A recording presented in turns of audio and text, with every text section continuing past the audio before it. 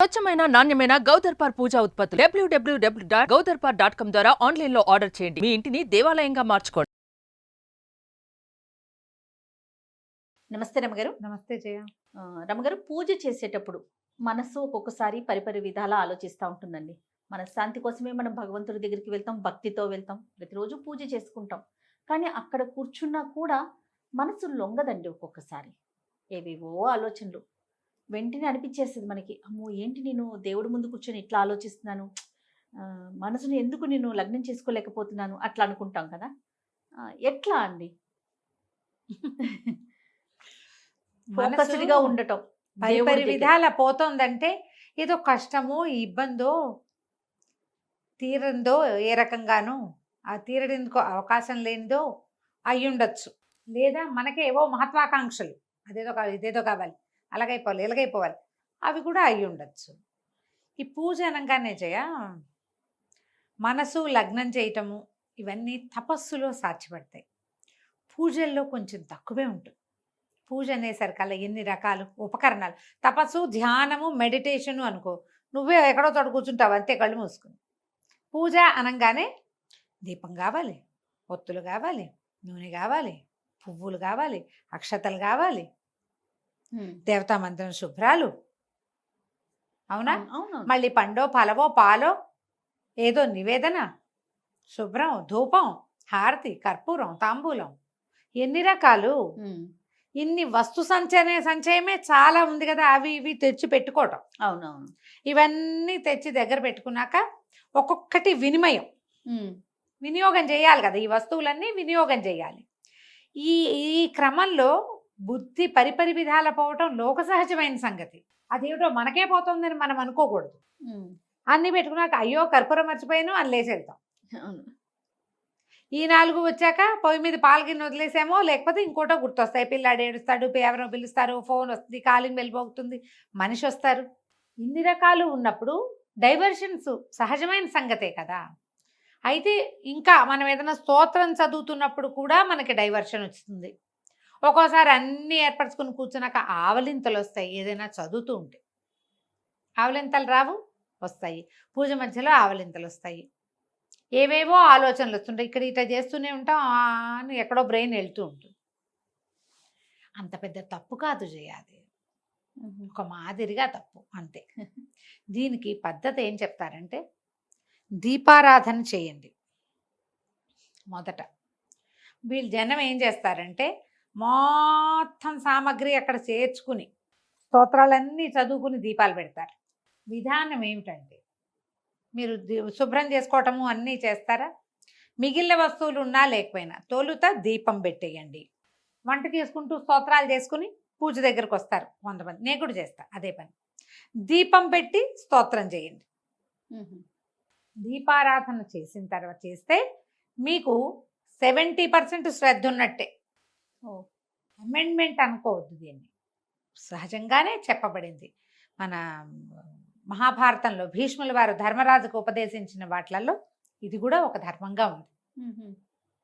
దీపం మొదట, ఒత్తులు దేంట్లో ఇది వేసేసి ఒత్తులు వేయకుండా మొదట నెయ్యో నూనె మీరు దేంతో చేస్తున్నారో దీపారాధన కుందిలో నూనె నెయ్యితోట నింపి ఆ పైన ఒత్తులు వేసి 2 వేస్తారా, 3 ఒత్తులు కలిపి ఒక ఒత్తిగా వేసుకుంటారా, ఒక ఆవొత్తి, ఒక నుంచునే ఒత్తి, ఒక పువ్వొత్తి, ఒక కాడవత్తి వేస్తారా. అవన్నీ మీ ఇళ్లలో ఉండే విధానాలు మీకు అలవాటైనవి. లోక సహజంగా చెప్పబడింది సాధ్యం త్రివర్తి సంయుక్తం అని. సాధ్యం అంటే నెయ్యి పోసి మొదట దాని మీద త్రివర్తి 3 ఒత్తులు, బ్రహ్మ విష్ణు మహేశ్వరులకు ప్రతీకలు అనమాట. 3 ఒత్తులు కలిపి వేసి, ఒక్కొక్క ఇంట్లో 2 జ్యోతులు ఉండాలని లెక్క. మా వాళ్ళకి 2 జ్యోతులు ఉండాలి.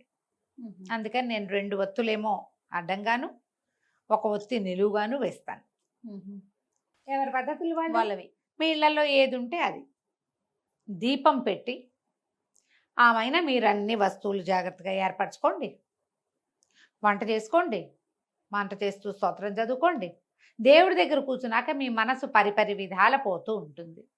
మధ్య మధ్యలో మనసుని కొంచెం మందలించి ఇందులోకి తీసుకురండి. స్తోత్రం ఆపేసి ఆలోచిస్తే వేరే కథ. స్తోత్రం నడుస్తూ ఉండి ఆలోచిస్తున్నప్పుడు పర్వాలేదు, కొంచెం ఆవలింతలు వస్తే చెవి ముట్టుకోండి. కుడి చెవిలోనట దేవతలందరూ కొలువై ఉంటారని ఆవలింతలు వస్తే ఈ చెవి ముట్టుకుంటే ఆ దోషం పోతుందని చెప్తారు. కుడి చెవి ముట్టుకోవాలి, ముట్టుకుంటే ఆ దోషం పోతుంది అని చెప్తారు. ఆవులిచ్చి ఎంతసేపు కుడి చెవి ముట్టుకోమని కాదు, తప్పి తగిలి వస్తే, అదే కదా. తప్పి తగిలి వస్తే.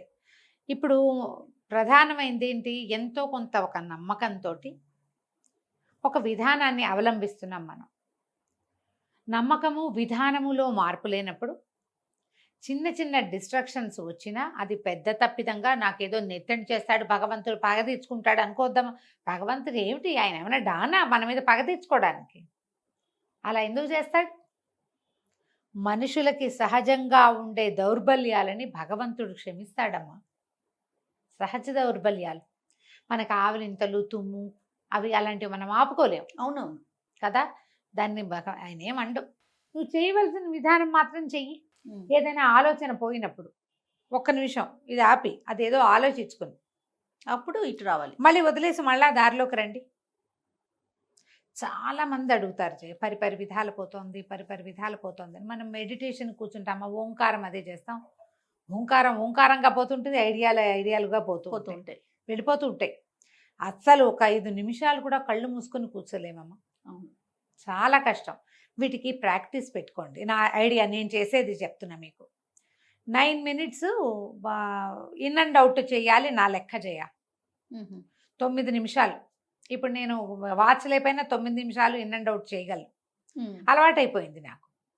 స్టాప్ వాచ్ పెట్టుకోండి, మన టైమర్ పెట్టుకోండి. 1 minute. 1 నిమిషంలో మీరు ఎన్ని శ్వాసలు లోపల తీయగల లెక్క పెట్టద్దు, నిమిషమే లెక్క. క్రమంగా అది విధానం మీకు అలవాటు అవుతుంది.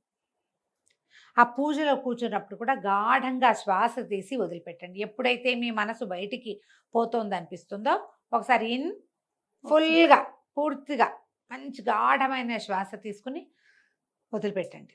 ఒకవేళ ఏదైనా భరించరాని సమస్య, ఇబ్బంది అవి ఉంటే మళ్ళీ గాఢంగా ఊపిరి తీసుకోండి. భగవంతుడి వైపు ఎటు కూర్చున్నారు అటు కాకుండా రెండో పక్కకు తిరిగి కూర్చోండి.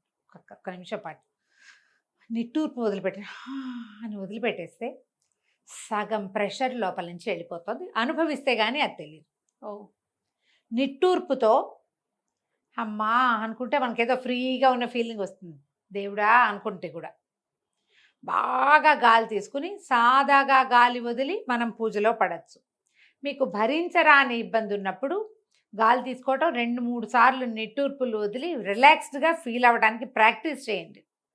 అప్పుడు మీకు దేవుడి మీద శ్రద్ధ కుదురుతుంది. కుదురుతుంది డెఫినెట్గా.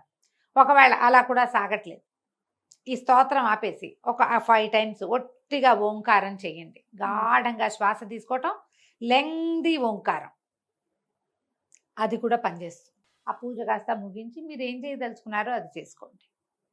ప్రధానమైంది ఇలా అవటం వల్ల అదేదో అవుతుందని ఇలాంటి భావాల్లోకి వెళ్ళొద్దు. ఇలాంటి నెగిటివ్ థాట్స్, మనకి ఏదో సమస్య ఉండే కదా ఆలోచనలు వస్తున్నాయి, నెగిటివ్గా ఏదో కొంప కూడా మునిగిపోతుందేమో, దేవుడు కూడా కోపం వస్తుందేమో, ఇలాంటి భావాలు వచ్చినాయంటే మీ తాలూకు స్ట్రెస్ లెవెల్స్ ఇంకా పెరిగిపోతాయి. దానివల్ల మీరు ఇంకా కొంచెం అశ్రద్ధ అయిపోతారు దేవుడి విషయంలో కదా. దాన్ని పెంచుకోవద్దు. ఏమీ అవదు. మన్ని పుట్టించింది భగవంతుడు, ఆయన పట్ల శ్రద్ధగా ఉండటం మన బాధ్యత. అంతే. బాధ్యతను నిర్వర్తించేటప్పుడు అప్పుడప్పుడు అటు ఇటు మళ్ళీ దారిలోకి వద్దాం. ఇలా ఆలోచించి ఈజీగా వెళ్ళిపోండి. తప్పకుండా రమ్మగారు. నమస్తే. నమస్తే.